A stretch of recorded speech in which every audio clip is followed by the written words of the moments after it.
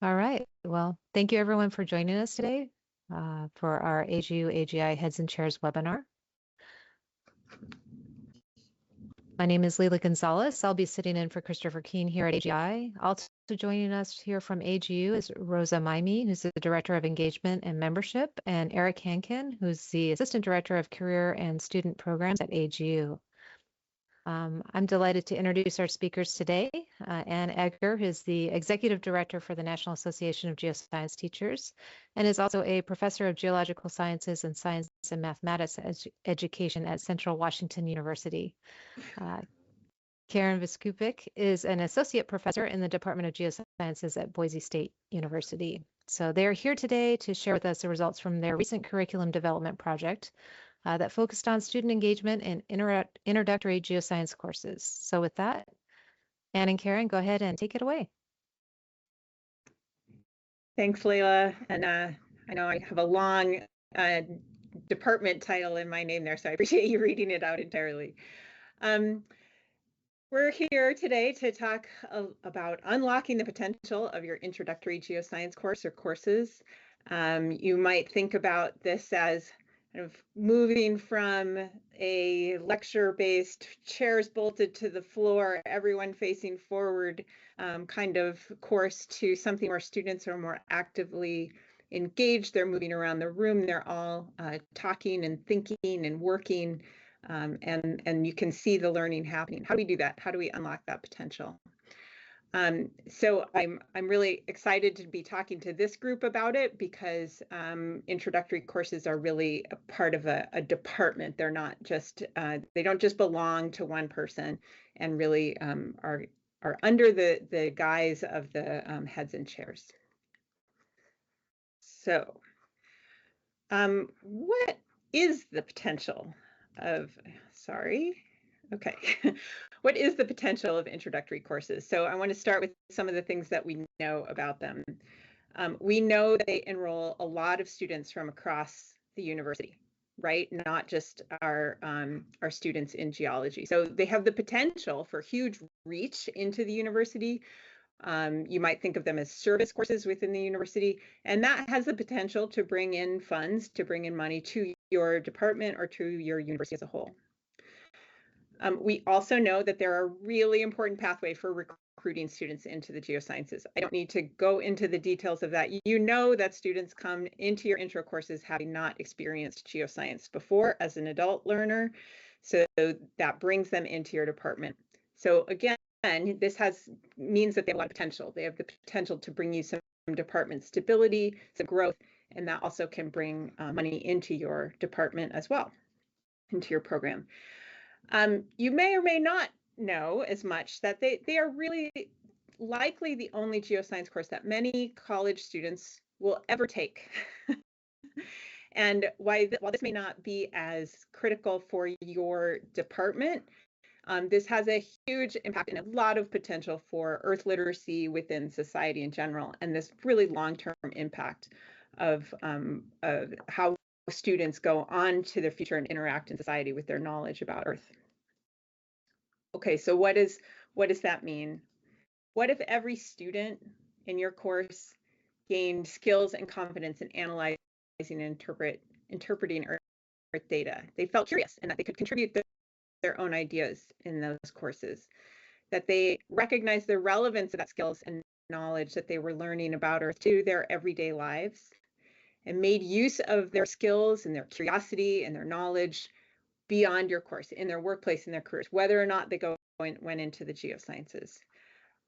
So you can tell I'm pretty passionate about this, but I think collectively our introductory geoscience courses have the potential to develop students who are like ready to change the world and in really positive ways, no matter what career they go into. And I think that's particularly important for those who go on to become teachers and have the potential to inspire that curiosity and interest in earth science amongst their students as well.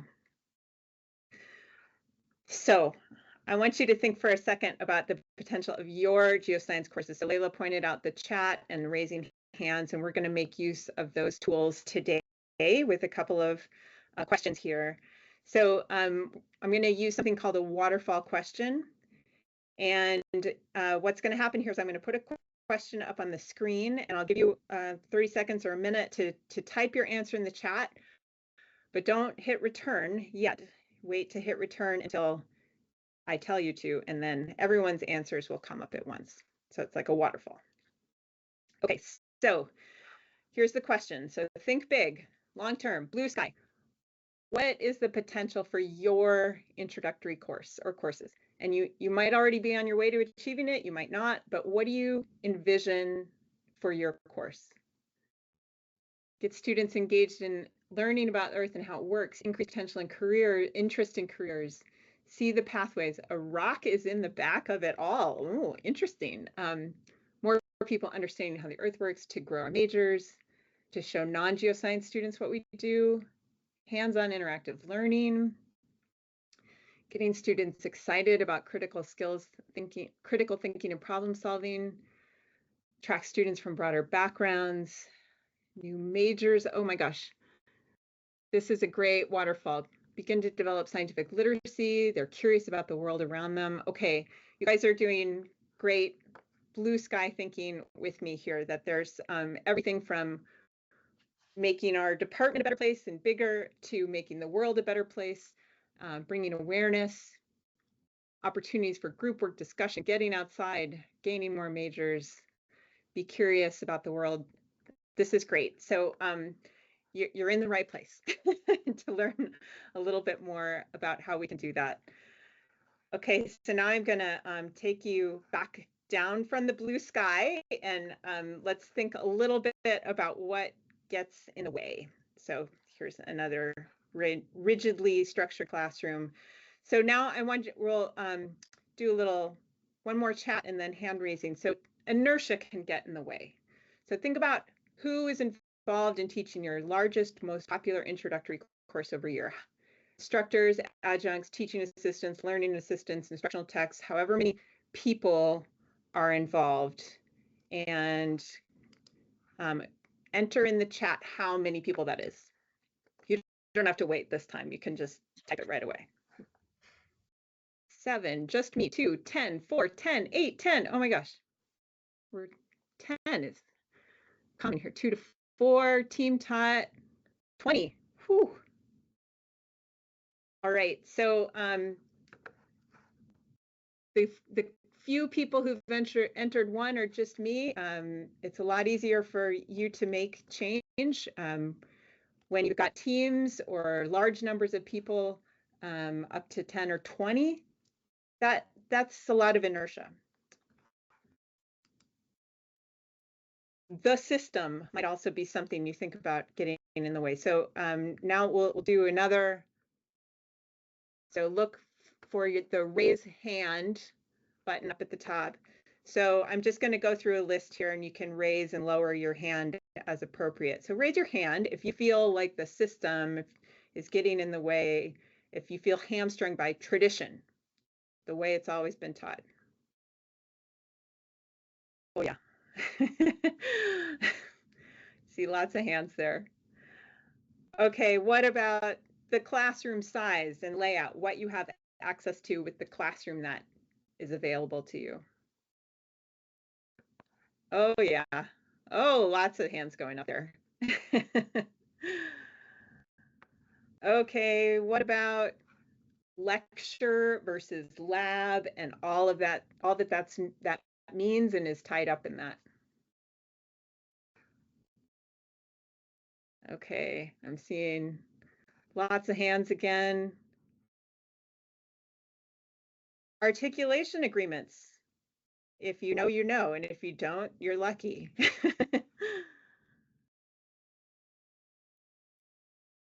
Yeah, I see a few people recognize what that is all about. And finally, even more things. Are there other things that you just feel stuck with about in the system? Yes, okay. So thank you for playing along and giving us some information here. These challenges are real, but I want to say that transformation is also still possible. Overcoming that inertia takes deliberate, concerted effort stakeholders. Working within the system might involve some creative solutions, but there are solutions to that. Transformation can be truly transformative, and both for the instructors and students. So there is a reason to pursue those. We can reach the potential, and there's also help to make it happen. So this is really how we're going to structure the rest of the talk. That I'm going to talk about the TIDES effort and the guiding principles that can help overcome that or provide the deliberate concerted effort.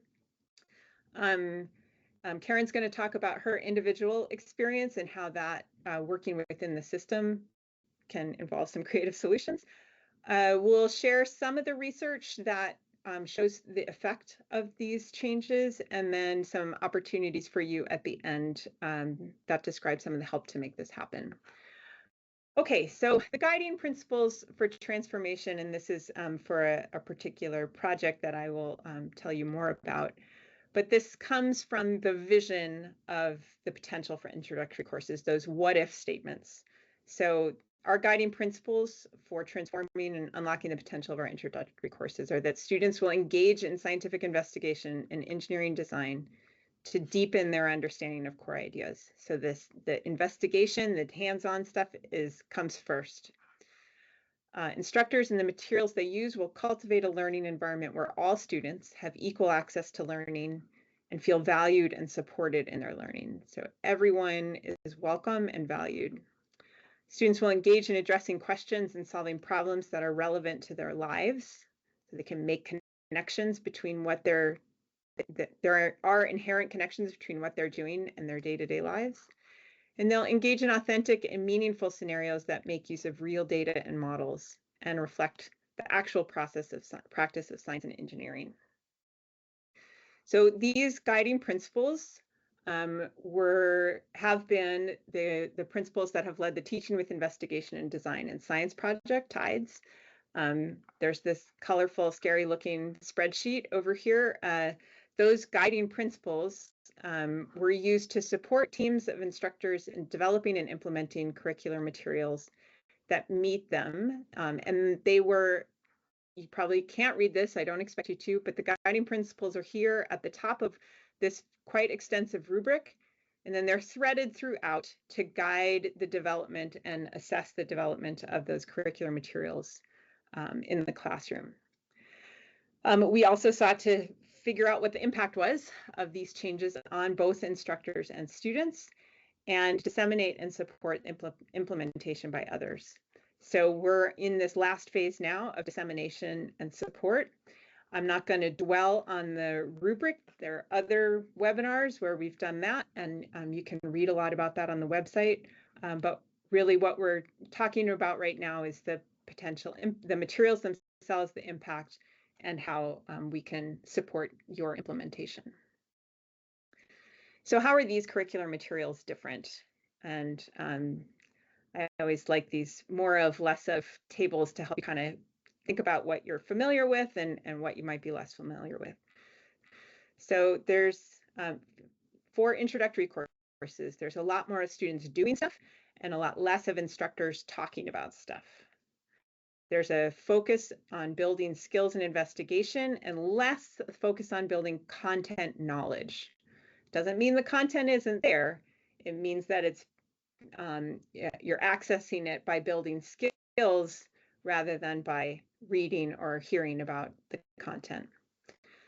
That also means there are fewer topics in greater depth and less of the sort of touching on lots of topics and a different topic in every lecture.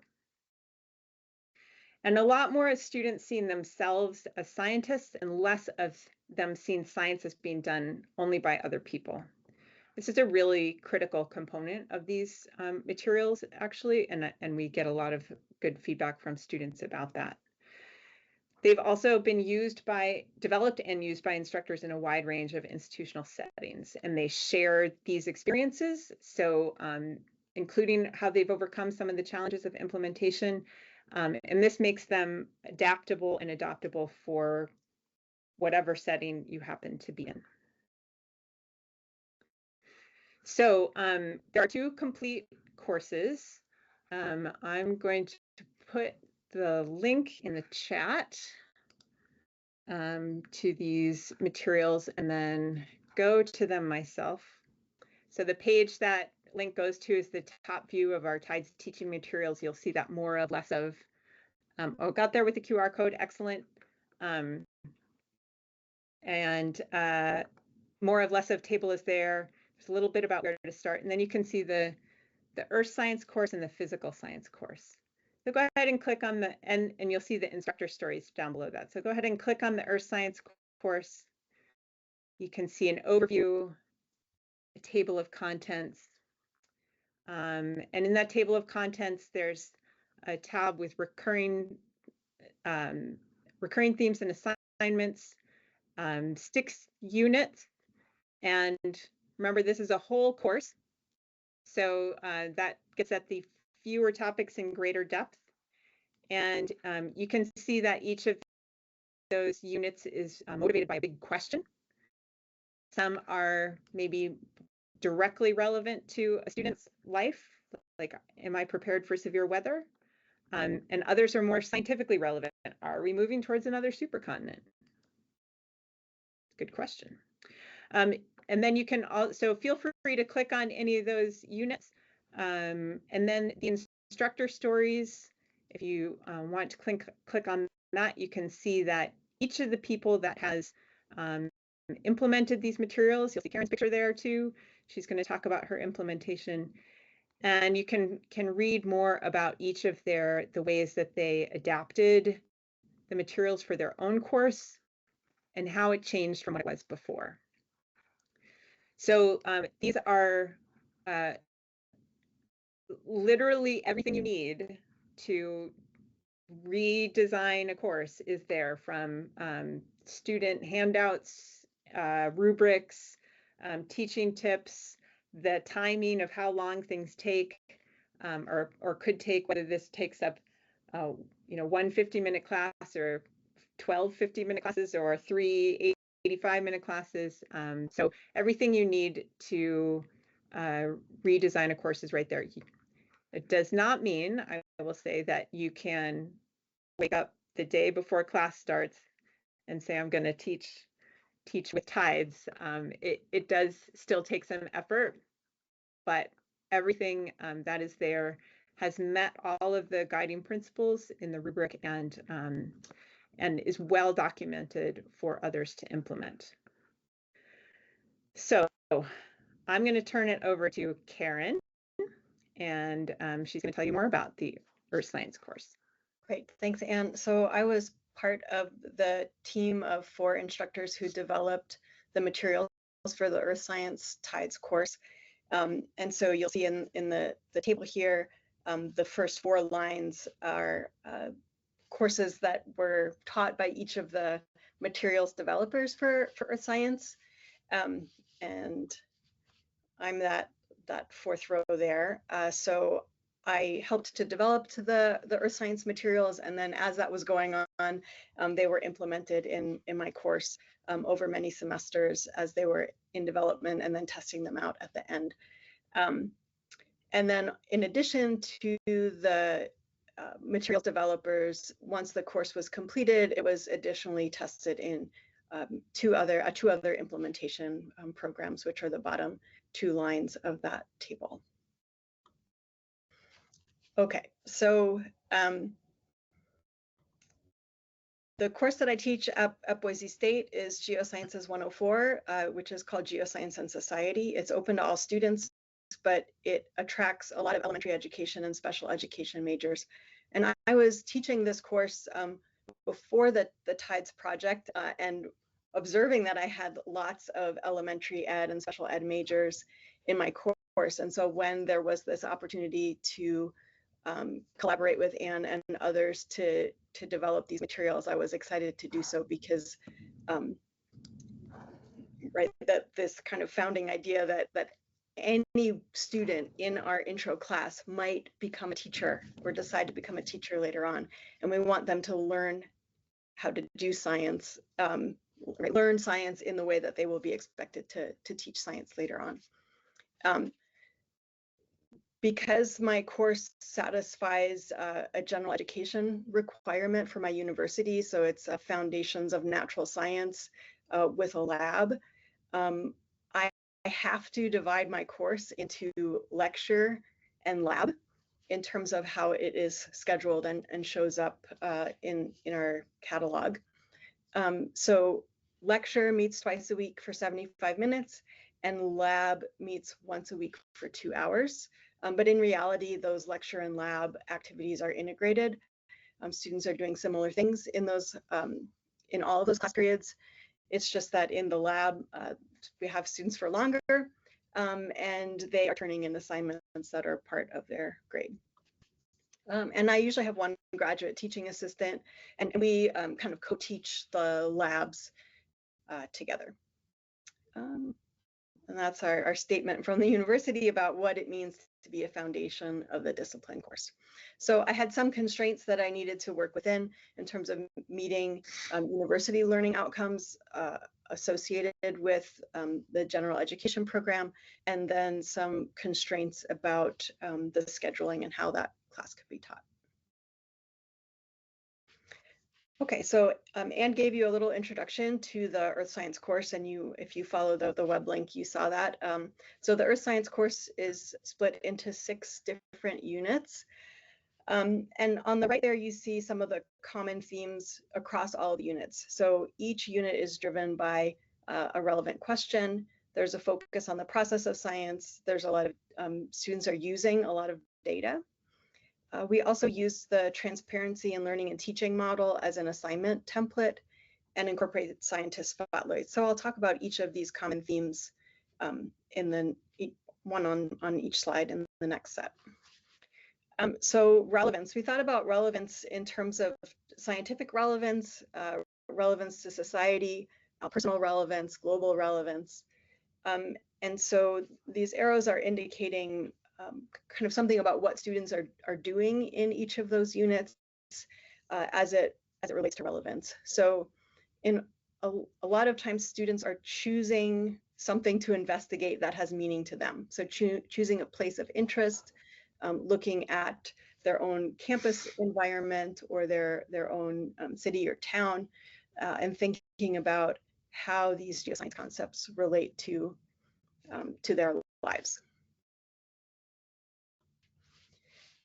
We also used this figure from a paper by Nyman and St. Clair, which is focused on teacher education, but it is a different model of scientific inquiry that is this kind of circle or web diagram. And it includes all the science and engineering practices from NGSS.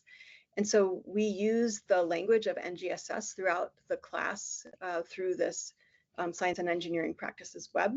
And so students use this web in the beginning of the class to look at how other people have done science and kind of mapping what are the practices that they're using. And then as the course goes on, they're using this web to map the things that they're doing as part of each unit. So sometimes they're reflecting in individual activities. What are the practices that they used? Were they using models? Were they engaging in argument? Were they analyzing and interpreting data, right? And in what order were they doing these things, right? So creating this web. And then each unit incorporates this science and engineering practices web as part of an exit ticket. So they're reflecting on how they were using scientific practices. All of the units include using real data, and those come from lots of different sources. So geophysical data from SAGE and GAGE, the minerals database and the USGS, NOAA data, and so on. And so students will have practice often accessing and using these data in a class activity, and then maybe they do something similar, investigating a place of interest as a homework or a summative assessment assignment.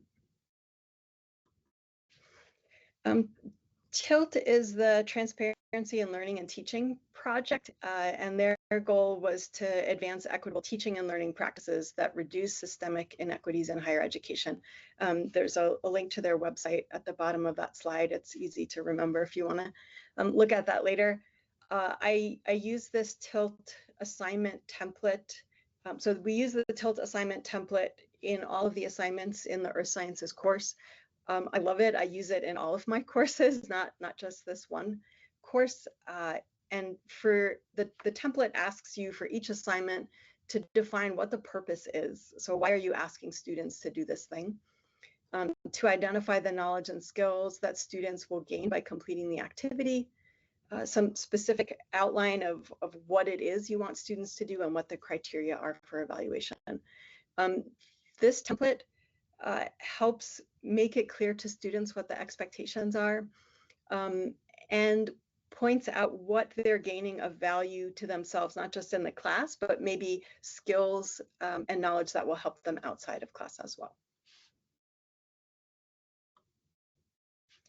And then scientist spotlights are something that are incorporated into every unit, and scientist spotlights have been around for a long time and lots of people use them. I had never used them before developing this TIDES course, and I wasn't quite sure what to expect. I was really amazed with how students engaged with the scientist spotlights. Sometimes they're asked to learn about a specific scientist, and other times they have choice in what scientists they are learning about. On the slide here, you see some quotes from students as part of those scientist spotlight assignments. And these really helped students see that science is something that's ongoing, that it's just regular people who are doing science, and in many ways, what scientists are doing is relevant to society as a whole. So this last quote is one of my favorites. So scientists are just average people that come from all different backgrounds, and honestly, how important that can be. So that is something that one of the students took away from doing that particular assignment. Okay, so each of the units has multiple means of engagement. So there are lots of discussions going on in classes, various kind of methods for getting students to talk to each other and interact with data. So think pair share, jigsaws, gallery walks, working with models, and homework assignments as well. And then the activities are scaffolded across all of the units as well. So I already described that a little bit with the use of the Science and Engineering Practices web. The difference between observations and interpretations is something that is emphasized throughout all of the units. They have practice with graphing and making calculations, analyzing data, using spreadsheets, and various kind of scales and length and formalness of different types of presentations. Okay, so how does change happen? I mentioned I had already been teaching this Geosciences 104 course, and then decided to TIDES it, I guess. And so what was involved in doing that? So one was just making a commitment to doing it. So if you're thinking about and we talked in the beginning about all the things that might get in the way of making changes to an introductory course. Ultimately, sometimes you just have to decide to do something and commit to it. But also recognize that the work will take significant time and effort. It wasn't, I spent, the first semester teaching with these TIDES materials. I spent a lot of time prepping for classes. But ultimately, that effort was worth it.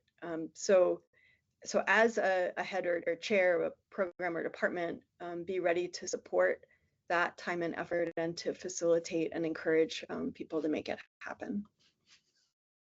I loved working with a group of instructors as part of the materials development process, and then as we were implementing the materials and sharing ideas about what worked and what didn't work and how to make changes.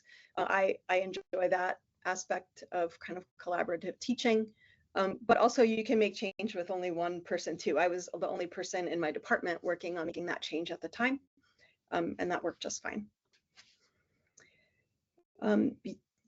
If you have institutional constraints, other people have the same institutional constraints. So trying to be flexible, be creative, and maybe talking with others and learning from others about what might be possible. So my university was not willing to create an integrated lecture and lab kind of category for classes. So I had to keep the lecture and the lab labels and then work within those labels in a reasonable way. And then also just use what exists and what has been developed and the guiding principles and the rubric to kind of be inspired and think about your existing curriculum and what adaptations may be possible and what may make sense in your context. And I'll give it back to Anne. Thanks, Karen. I want to make sure that I'm saying the right things. There was a couple questions in the chat about online, and as I remember, someone on your team ended up teaching most of it online, partly because of COVID. So there are a lot of tips in there for teaching online, correct? Yeah, Beth taught her class not as we were developing, but towards the end of the project, she taught the class online. Okay, and I also believe that it was not an asynchronous online class, or not entirely. It was not entirely asynchronous. No. Yeah. So there are tips in each of the units about what to, like, if you're teaching online, or how to adapt this one for online. So so far, the thought of completely asynchronous has been challenging to all of us to think about. But if someone is interested in that, please let me know. So I want to go back to one of the guiding principles briefly, and share a few thoughts about this one about cultivating a learning environment where all students have equal access to learning and feel valued and supported in their learning. I think this is especially challenging right now for a variety of reasons, and you're probably thinking about that as well. And there's no easy answer, and not just one thing will create this environment. And so some of the things that Karen talked about, just to zoom out a little bit, allowing for and celebrating students and scientists as whole people. Those scientist spotlights are not about the most famous scientists we've all heard of before and that are enshrined in our textbooks necessarily, although some of them are, and it really includes their lives as well, and sort of helping students see that and build their identity is important. It also means allowing time for real learning to take place. Learning is hard, learning takes time, and that process, students process things at different rates and different times. So sometimes there's failure that happens, and that's built into the course materials because you're really helping them see this is how both science and learning work. It's through this testing process that you sometimes fail. Being one of the things that the materials really support is being transparent and explicit about what you're doing and why. So Karen mentioned the tilt assignments, but that's really built into everything, is that you're helping students see not just what you're doing, but why you're doing it, why you're grading the way you are. We have lots of formative assessments where we're just trying to understand what students are thinking, and those are low stakes. It's not about being right, it's about getting your thoughts out there. And allowing everyone to have a voice through discourse. And that actually doesn't have to be talking, although talking is great. There was also a lot of use of, well, then Jamboards. It has changed to something else, but sort of even in-person classes, using tools to help people get used to sharing their ideas by typing in a chat or in a discussion. So kind of working with students where they are to make sure that they're staying engaged. So lots of things together cultivate that equitable learning environment. Okay, so I want to talk now a little bit about what we've seen, the impact that we've seen in these materials, zooming out from just one individual instructor. So I'm going to put up a kind of complicated table. What's over here on the left is sort of what happened, a timeline, things that happened prior to the development all the way to the end. So we had a few different implementations, and we collected data on both from instructors and from students. So we conducted interviews and collected survey data from our instructors on their beliefs about science teaching and learning and on their teaching practices. So that was through observations and analysis of syllabi. You're probably familiar, you probably heard of the COPUS, the Classroom Observation Protocol for Undergraduate STEM. We use that in part to be able to compare to sort of national data sets, but also to identify segments for use with the Science Discourse Instrument, the SDI.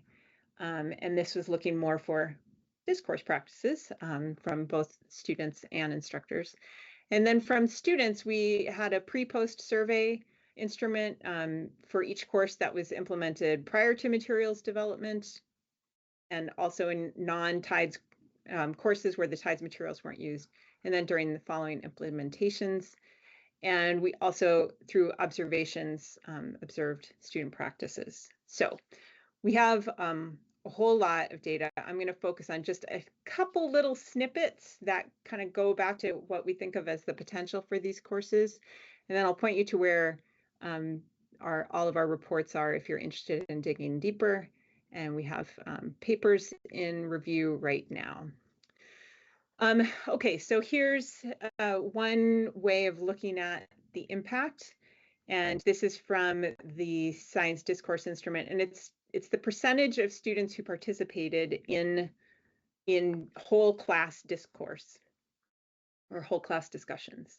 So first of all, just say this isn't in this graph, but there were like 5 times as many opportunities for us to even analyze the discourse once the materials were implemented compared to pre-implementation. So we just had a lot more data to work with. And what we see going from year 1, which is pre-materials, to year 3 is a big increase in the average number or proportion of students that participated, because this includes all different class sizes, right? So we go from an average below 50% to one above 70%, with a range all the way up to 100%. Still some low participation, but that these include multiple observations from multiple instructors. So you might have 10 observations from one instructor, and in one they only have a couple students participate, but they might also have 100% participation. So more opportunities for discourse, more students participate more regularly. This is another way of documenting the impact. So this is from those pre-post surveys. We used a structure of question. You might be familiar with the knowledge survey, where you ask students about their confidence in their ability to complete a task. So you don't actually ask them to do the task, but do they think they could do it in a right away with looking up some information, or they don't even understand it. So students gain confidence. All of these. So this on the left is the pre to post change in one survey. You'll notice that even before the materials, there's an increase in confidence in every introductory course, no matter what, right? Like, yay, there should be. That's what they're for. But we do see a greater increase with the use of the TIDES materials. And these are divided out. There are actually 20 of these different tasks listed, but we've grouped them here by those science and engineering practices. Karen showed them on the web diagram. So we're seeing some very significant change in their confidence in planning and carrying out investigations, using mathematical and computational thinking. There was only one statement about this obtaining, evaluating, communicating information. So that's maybe a little bit deceptive. and constructing explanations and designing solutions. So there's a lot of positive change. They gain confidence in their skills. And also from another part of the survey, we see that they're more confident in voicing their own ideas in class. As part of that survey, we included one open response question. Can you envision using your skills in the future, and how? So these are from the yes responses. Yes, they can envision using their skills and knowledge in the future. And the light green is without the use of the tides materials, and the dark green is with. So the big takeaway from this graph, before the use of the tides, most of the yes responses, they would say, I can use, not in these words exactly, but basically, I can use my knowledge to better understand the content of this class. And they really focused on the content. And with the tides materials, they're focusing more on educating others, using it in their career. There was a big change in that. Not so sure about why the making the world a better place went down, but maybe because they're envisioning education as one of the ways to do that. But this is this is a significant change from sort of understanding content better to envisioning using it in their careers. Okay, so did we do it? Was the potential unlocked? Oh, this is back to you, Karen. Yeah, so I'll just say a little bit more about kind of what the impact was in my own class after implementing the materials. And certainly the pre-service teachers in my class really appreciated using the science and engineering practices language while learning science. They saw that as me respecting them as future educators, and that is of value, right? Like I value what you're trying to achieve in your degree program here. At the same time, other students who are not in an education major, they didn't notice the SEP language, or they aren't bothered by it.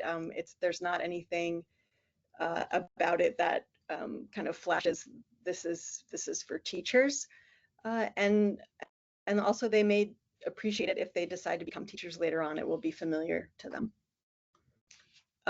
I was really surprised by the impact of the scientist spotlights, and I now use those in other classes as well. They really resonate with students, and they're taking away from this idea that scientists are regular people, like that they could be scientists, that scientists do things that are important for their lives. We had a great conversation in my class about like how science is funded, right? Like they're just learning all sorts of things about how science happens. And then this emphasis on exploration and practice really helps students to be comfortable sharing their ideas, because a lot of what's going on in class is about process and not about an answer. And so if you're sharing things about process, about what you're thinking, students are just a lot more open to that discourse in class. And then last, I had a colleague of mine say the other day, learning is loud, and I was like, yes, that describes what goes on in my intro classroom now. Students are talking a lot, and they're doing things, and I start that from the very beginning of class, even before that first class starts, right? As students are filtering into class, introduce yourself to a neighbor. We're going to be talking a lot. Let's meet each other and find connections. Yeah, I'll hand it back to Anne. Back to me now. Okay. Okay, we're almost done and ready for questions. So I promised some opportunities for you at the end and some help for this. So what we have done here at the end is that TIDES is partnering with NAGT's Traveling Workshops program to offer workshops that facilitate transformation in your department. So the TWP brings facilitators to your department for an in-person 2 or more day workshop. The partnership means that, so the regular fee for these workshops is $5,000 plus paying for your travel, but for this theme, with the Transforming Your Introductory course, it's $2,000 for the 25-26 academic year. And we have a limited number of those this year. There are 3 spots left. So we ran the first of these workshops at the University of South Carolina last December, and have one in the books for January at Rutgers University, Newark. And we have 3 more of these opportunities available to schedule for this year. So I'm going to put the link. So those QR codes should all work. Here's also the link to the Traveling Workshops program. It's a simple request process to get started there, but we have essentially turning this webinar into, okay, now we're going to bring in all of those 10 or 20 or 8 or 5 people that are invested in your intro course, bring them together and work through how we can make these changes. It's a lot of work time or structured work time around transformation. So that this first link goes to the teaching materials. It's the same one you saw before. The middle one to the Traveling Workshops program and requesting a workshop. And I just put that link in the chat as well. And the last one is to where you can find more of the data, links to presentations we've given and the research and the reports. And then it's where our papers will show up once they are published. And then about any of this, you can get in touch with me. You can get in touch with Karen too, but she'll probably send you to me. But if you have questions specifically about her course or for any of the other instructors that you find in their instructor stories, please feel free to reach out.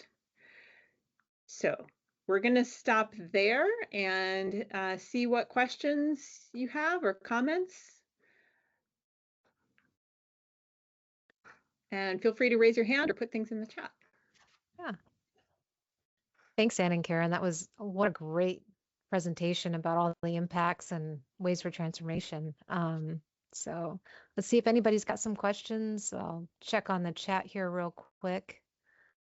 I know there was a question earlier, just to get things started, about scaling this for larger classroom sizes. And I also wanted to throw in there, can you also talk about scaling this type of material for larger groups of instructors? Because you did make a comment on that earlier, that can be a little harder in terms of inertia. What are some tips that you have for scaling it to larger sizes? Sure. Actually, two things. So the question was, could this be a class of 300 or more?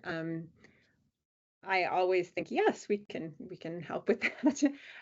The largest class so far was about 120, 125, I think. Really, I think so much of it is about all the things Karen said, committing to make the change, bringing everyone on board, and then taking the time to say, okay, how do we make this work, make these principles work in our classroom? That's where the workshops can help. We do also, I forgot to mention this, I should have, we've had some stipends available for implementers. So the ones who choose to adopt at least 50% of the materials and collect some additional student data, that pre-post survey, we do have a few stipends left for that. So, if somebody wanted to take this on for, and we'd talk about that in the traveling workshops as well. That would mean a little bit more support as you implemented the materials. I think, Karen's comment about learning is loud. A 300-person lecture, it's going to change. It's going to change a lot when you kind of take these steps. So I think just being ready for that and ready to commit is more important than does it need to be a certain number or less. Do you want to add anything to that, Karen? No, I mean, Mark, one of the materials developers for Earth Science, was teaching a large class, I think about 120 students. And so throughout the materials, there are tips for things that you might want to do, adapt for use in a larger class. I've never taught a 300-person class. I think the largest I've done is about 130. So. I'm seeing some, Jane, I'm not sure what you mean by the template on the. If it's the tilt, I can put the link to that. I'll put the link to that in the chat. Great. Okay. Suggestions on incorporating social sciences or other disciplines such as communication, public health, and economics. That's a great question. I would say that right now the materials already have lots of communication in them, and there are sort of different forms of ways that students communicate. I know in I should also mention in the physical science course, there's a lot of earth science connections, and there are several assignments where students are looking at news articles and evaluating the science within them. So some of that is there.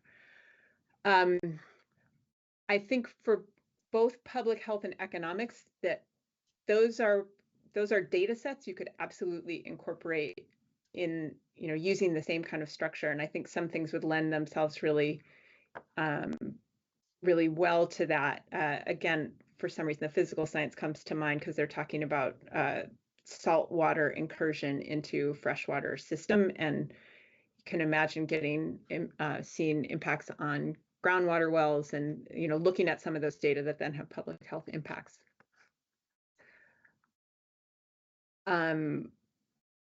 Let's see. So I think it looks like Jane was asking for, I think, the materials design rubric. Yes. So the rubric is all right here, and you can download from that kind of the scoring, the guidelines that have a lot more information, and also the scoring rubric. And then I wanted to answer, Maureen had a question about thoughts on whether introductory classes that are aimed at majors versus non-majors, if things should be different. At my institution, there's several varieties of intro classes. Some of them are entry points to the major. The Geosciences 104 class that I teach is not included as an entry point in the major, but we can always make exceptions for things. And so, it's not a class for majors, but if a student takes that class and decides to become a major, and that has happened a few times, we allow that as a substitution. But in terms of what that content needs to be, and so are students prepared to go on to the next set of geoscience classes if they take this TIDES course? Yes, and in some ways they're way better prepared because they're already behaving like scientists, which is what we want them to do in classes later on. They've had less experience identifying rocks and minerals, I would say, but that's something that they can catch up on in those later classes. And so for students who have done that, it hasn't been a problem for them progressing through the major, and they've been kind of some of our star students. Yeah, I want to double down on what Karen just said, that there's a lot of research too about what students retain content-wise, as the transfer of knowledge from one class to another, and that building the skills in data analysis and observations pays off much larger than, they memorized 100 different rock types, and that's an extreme too. But yeah, and I would say the same at my institution, that we have, our physical geology course, and we also have an earth science inquiry course that I teach, and we use them as equivalent entry points into the major, and we often get people who are much more excited about they understand why they need to take rocks and minerals, and they get excited about, learning about it. Some people are naturally excited about rocks and minerals, and I get that too, but many need to see the motivation for why that is important to take to the next step. Is it possible to attend workshops online? Great question. So far, when we're thinking about the traveling workshops program, the idea is to be working with a department or program. We do have some opportunities through that are available online. We haven't done this transforming your introductory course online yet, but stay tuned. We do have some online opportunities, as does NAGT in general. There is a course design workshop that happens online every year. We don't have that scheduled yet for next year, but that would be somewhere where we could incorporate some of this same materials. It's 10:59 in my time zone, and I think we got through the questions. Yeah, I think we did. Did anybody else have any questions? I'm not seeing any here in the chat. So just want to say thank you so much to Anne and Karen. Thank you for the great presentation today, the wonderful insights and discussion. And thank you everyone for joining us today. Next month, we have Karen and Anne back here. We're going to be talking about building geoscience workforce skills and awareness in your courses and programs. So for another great webinar in the series, please go ahead and register ahead of time. The link is there at the bottom of the slide. We will be posting a recording of today's webinar also on the profession.americangeosciences.org webinars page. The link to the TIDES materials is also there already online, and we will send an email out next week to let everyone know once that recording has been posted. But definitely please go ahead and register for next month's webinar as well. I'm sure it's going to be another great discussion, hopefully some more waterfall questions. Those are fun. And so looking forward to that. So thank you everyone for joining us today. I think we'll just leave it there and hope everyone can join us again next month. Thanks everyone. Thanks. Thank you.